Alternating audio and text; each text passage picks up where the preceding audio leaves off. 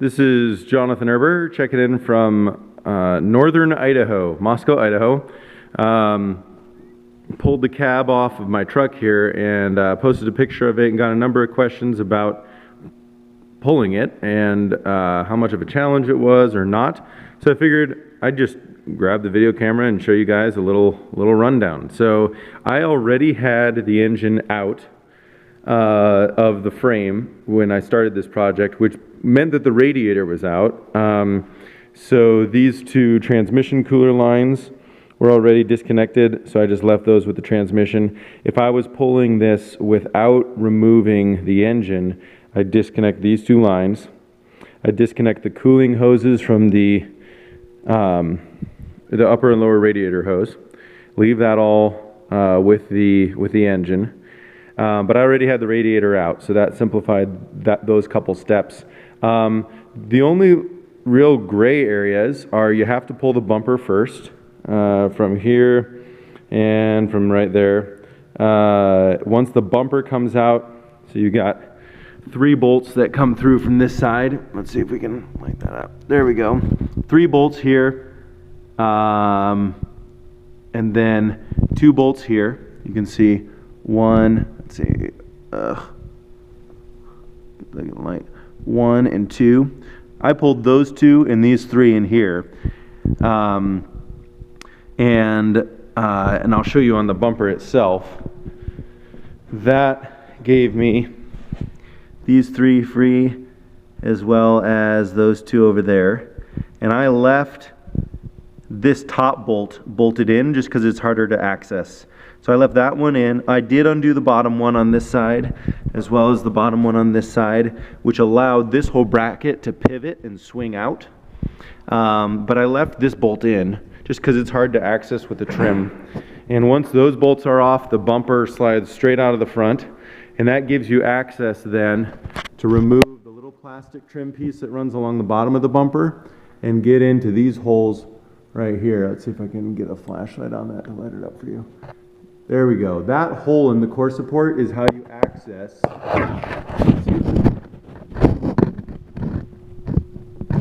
Oh, the light is shining up through the bolt hole that goes to the cab. So you have to get into that hole there, as well as on this side, that hole there, to get the front 2 frame bolts for this mount and that mount. Once those bolts are out, then your front clip is unbolted.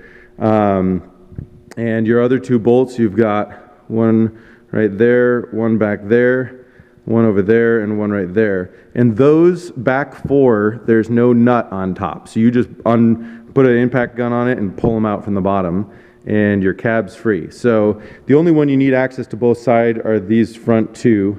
And so that's why you have to remove the bumper first, is to get into the top of those. So at that point, the whole thing is free. You could start jacking it up, but you have a bunch of electrical that would be run to the top of your engine, as well as to your transmission. The electrical on these is pretty easy to detach from the main wiring harness right at the back. There's, whether you're a 94 or newer, or even a 93, well, 94 and newer is almost easier to detach because there's a whole bunch of this is a 93, but on the 94 and newer, there's a whole bunch of plugs right there that come loose. I think a spider just came down out of the truck under my hair. Ugh, this thing was sitting in a field for a few months. Anyway, so yeah, there's a number of plugs right there that basically disconnect the whole wiring harness from the engine. So if you disconnect those there, and then there's wires that run down on this side for the starter and glow plugs. Those are bolted to the frame right here and right here. So you want to pull those 2 bolts. And there's another, you got a bolt here for the vent for the front diff. I just pulled that, disconnected the vent from the differential, and left the hose up here. I just tucked it in on the cab. So anyway, those are the things that you want to disconnect from the frame as far as electrical and hose.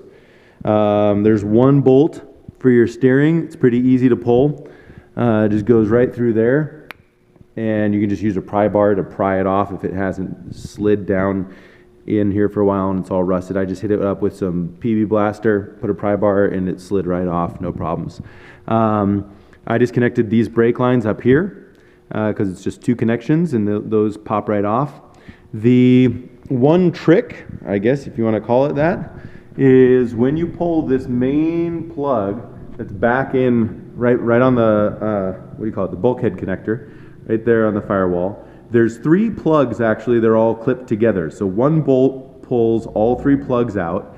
And if this was lower, I'd show you what I'm talking about. But and it basically it has 3 harnesses.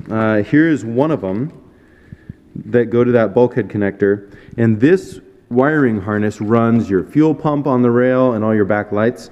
So if you disconnect this one plug, you've disconnected everything that you need to disconnect from the frame. Some of them have this other little pigtail that crosses over to one of the other wiring harnesses.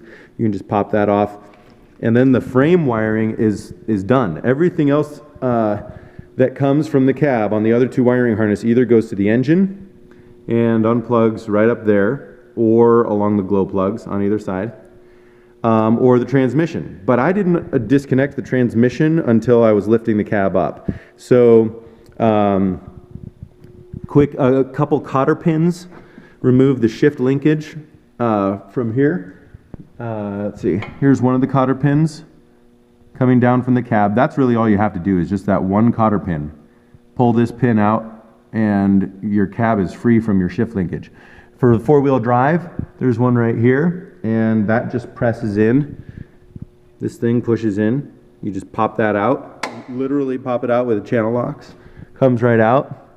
Let's see, anything else up here? Oh yeah, one little plug for your 4x4 indicator. But all of this plug and all the transmission wiring, just wait until you have the engine or the cab up a foot or so, because then you don't have to crawl underneath and reach up to unplug all that.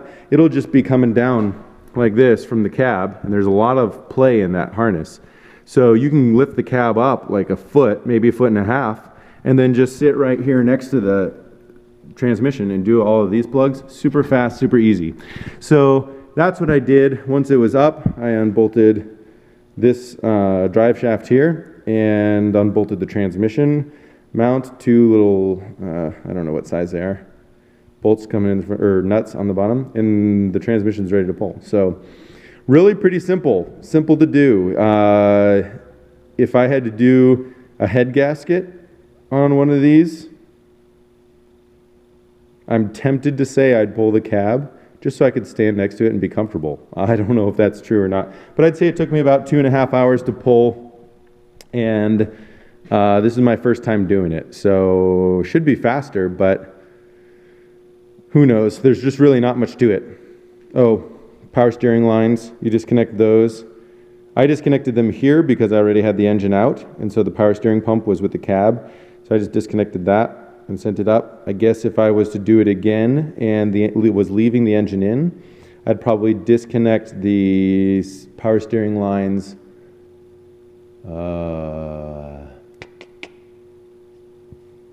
That's a hard one. I'm not sure. I'd have to think through that. I'm not sure where I'd do that. But anyway, since the engine was already pulled, it made it super easy. So there you go. Really a pretty straightforward pull. All the wiring harnesses, well, 2 of the wiring harnesses up there, transmission and engine, and the rear tail lights are on the frame. All the front lights are still up on there. All I need to do is pull the engine and trans off of this, roll the new frame in, set the engine and trans back on, and drop the cab down. So anyway, this was long, 9 minutes, but I hope it was helpful. Have a good one. Happy 6-5-ing.